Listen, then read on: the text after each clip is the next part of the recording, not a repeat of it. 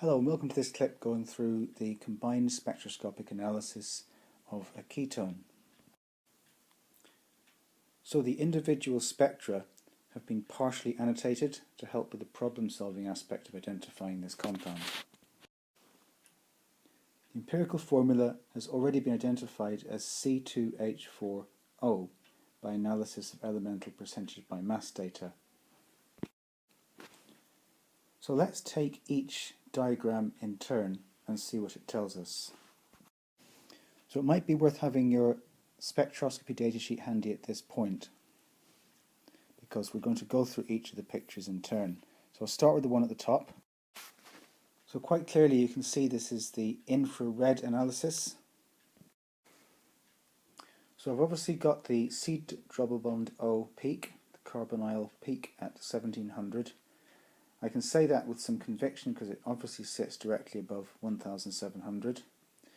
But the alcohol's peak, I'm choosing it to be an alcohol's peak because it's not broad enough to be a carboxylic acid peak.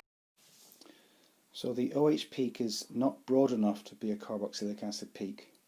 The way you can tell this is the little overhang on the right hand side. Okay, so let's have a look at any other peaks we can identify. We also have a C single bond O peak in the range 1000 to 1300 centimeters to the minus 1. So here's a tip: if you can't see the exact value on the wave numbers that the peak lines up against, you could use the range from the data sheet instead. That's equally acceptable in exams.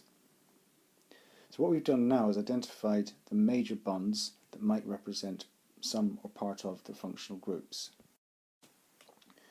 So what the mass spectrum tells us is the molar mass and any fragments that are produced. So the first thing to notice is that the furthest peak to the right, called the M plus peak, this peak indicates the molar mass of 88.0 grams per mole to the minus 1 in this particular molecule's case. And the base peak represents the most common or likely fragment that you'll get if you put the molecule through a mass spectrometer. So that could give a clue as to nearby polar bonds. So we can say that the peak at MZ equals 88 is the MR of the molecule. We were already provided with the empirical formula of C2H4O, which adds up to 44. So therefore multiplying that by 2 we'll get 88. So that gives us a molecular formula of C4H8O2. So now that we know that we have a molecule with 4 carbons, 8 hydrogens and 2 oxygens, that allows us to start to propose what the base peak might represent. So I'm going to go for CH3CO+. It seems reasonably sensible. We know that we've got a C double bond O peak in our mass spectrum, so the C double bond O could form part of that particular fragment. So now we move to the proton NMR analysis, which is looking at different hydrogen or proton environments. So to do this, I'm going to create a little table. It might be quite similar to the table method that you used in class.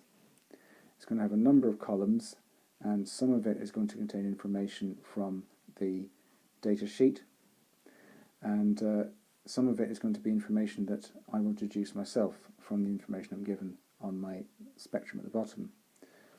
So to make things straightforward, I'm going to label each peak up as A, B, C and D, going downfield, that's right to left along the spectrum. So I can put that in my peak column as A, B, C and D. And each one of these will have a chemical shift value that I read off the axis on the spectrum, where it says parts per million, that little delta symbol. And I can use the datasheet with proton NMR environments on it to start to put in the different proton environments that might be present.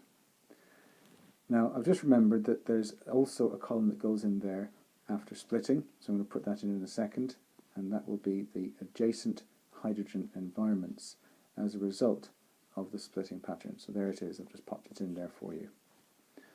So let's now look at the proton environments. So at 2.1 I've got HC attached to a C, which is attached by a double bond to an O. So that could be one of the oxygens in our C4H8O2 molecular formula that we came up with earlier. Now 2.7 is still within that same chemical shift environment. So I'm going to put that in there as well. When I get to 3.7, it's only a singlet, so it's possible that that could be my OH that I talked about earlier. I've got to have a singlet somewhere that's represented by that OH. Which finally leaves my C single bond O environment for an H to be attached to at 3.8. Now we can put in the splitting patterns just by looking at the peaks on the spectrum, and using the n+1 rule we can put in the adjacent hydrogens. So remembering that the singlet for an OH doesn't necessarily mean that there are no adjacent hydrogens on the next environment along, we can leave that one out. So now we can put together a conclusion looking at how many hydrogens there might be in the next environment. So the first environment would be HC next to a C double bond O, and that doesn't have any hydrogens next to it. So we could start thinking about the hydrogen that's attached to that carbon. That carbon could be an end carbon.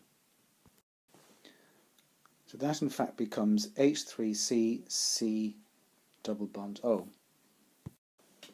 So we've now in fact constructed the start of the molecule. So I can see that I've put that next to the spectrum. So we'll build that up as we go. So we have another similar environment where a hydrogen sits either side of a carbon double bond oxygen. Now clearly from the structure that we're starting to come up with, you can see that we could now have a CH2 the other side. So remembering that it's a triplet, so n+1 makes 3. I need to think about what n would be. N would have to be 2. So now I've got my adjacent 2 hydrogens. So the final part of the molecule must be CH2OH, which the final 2 peaks would suggest. Okay, so now we have our final structure. Just to wrap the video up, I've put a little letter next to each of the protons, so hopefully you can now cross-reference the places in the structure with the peaks in the spectrum. So we have something that matches all of our spectral data. It's got C double bond O in it, it's got OH in it, it's got C single bond O in it, so it goes along with the infrared.